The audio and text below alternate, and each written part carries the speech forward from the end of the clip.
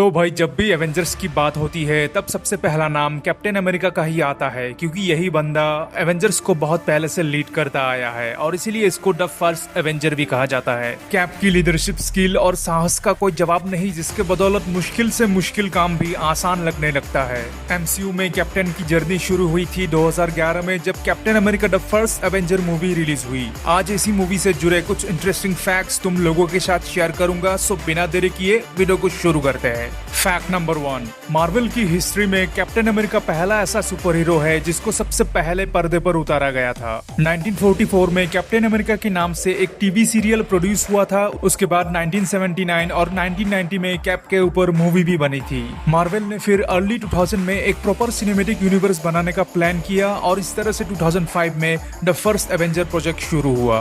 Fact number 2, captain America movie को पहले iron man के डायरेक्टर जॉन फेवरो डायरेक्ट करने वाले थे, लेकिन उन्होंने मूवी को लेकर जो आइडिया पिच किया था वो मार्वल एग्जीक्यूटिव्स को पसंद नहीं आया, क्योंकि इसमें कॉमेडी सीन्स काफी सारे थे। इसके बाद इनक्रेडिबल हल्क मूवी के डायरेक्टर को भी बीच में अप्रोच किया गया था, लेकिन यहाँ पर भी कुछ बात नहीं बनी। आखिर में डायरेक्टर जो जॉनस्टन को सिलेक्ट किया गया, जिन्होंने इससे पहले जुमांजी, जुरासिक पार्क 3, द वुल्फमैन जैसी मूवीज को डायरेक्ट किया है। फैक्ट नंबर 3, मूवी की स्टोरी पहले 2 अलग अलग टाइमलाइन पर बेस्ड थी, यानी मूवी का first half second world war के ऊपर और सेकेंड हाफ मॉडर्न टाइम्स को ध्यान में रखकर बनाया जाने वाला था। मूवी के डायरेक्टर जो जॉनस्टन, जिन्होंने लेट 70s और 80s में स्टार वॉर्स, इंडियाना जोन्स जैसी क्लासिक मूवीज में विजुअल इफेक्ट्स आर्टिस्ट का काम किया था, उनको अच्छे तरीके से पता था कि किस तरह से कैप्टन अमेरिका को एक अलग टाइम जोन में दिखाना है। इसीलिए उन्होंने मूवी के स्क्रिप्ट में चेंजेस किए और मूवी का एंटायर प्लॉट लेट 40s के आसपास रखा।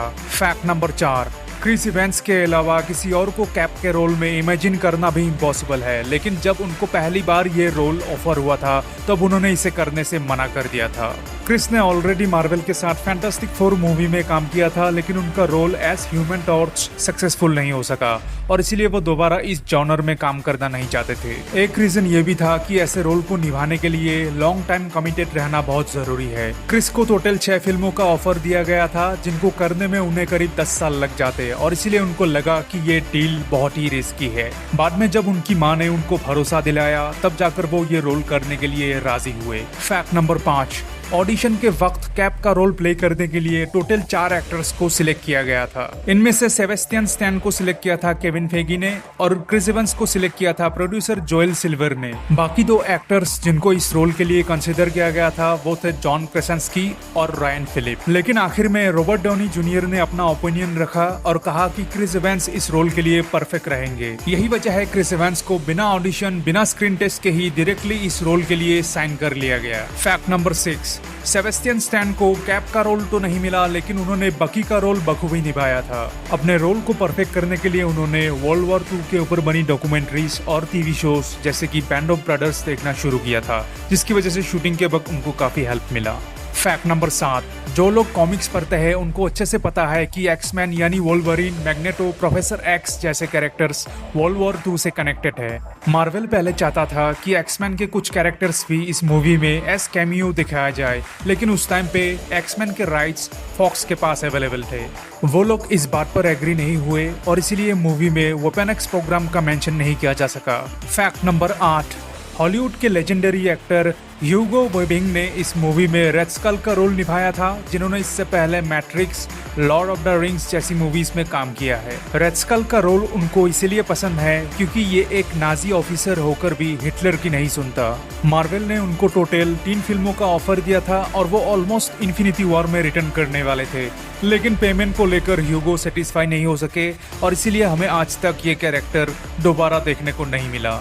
फैक्ट नंबर 9, मूवी की एक्ट्रेस हेले एटवेल को पेगी कार्टर के रोल में सिलेक्ट किया था कास्टिंग डायरेक्टर सारा फिन ने, जिन्होंने क्रिस हेम्सवर्थ, चैडविक बोसमैन जैसे एक्टरों को भी कास्ट किया था। ऑडिशन के वक्त एटवेल को उसी सीन में परफॉर्म करने के लिए कहा गया था जहां पेगी कार्टर और कैप के बीच आखिरी बार रेडियो कम्युनिकेशन होता है। इस सीन में उनका परफॉर्मेंस देखकर सारा की आंखों में आंसू आ गए थे और उसी वक्त उन्होंने इस रोल के लिए हेले एटवेल को फाइनलाइज कर लिया था। फैक्ट नंबर 10, मूवी का ये सीन तुम्हें जरूर याद होगा जहाँ स्टीव रॉजर्स अपने दोस्तों के साथ पार्टी कर रहा होता है। यहाँ पे बारटेंडर के रोल में जो बंदा अपियर हुआ था उसी के बॉडी को स्टीव रॉजर्स ने मूवी में यूज किया था। दरअसल सुपर सोल्जर सीरम लेने से पहले कैप बहुत ही स्किनी हुआ करता था और इसे मूवी में दिखाने के लिए CGI का यूज हुआ था।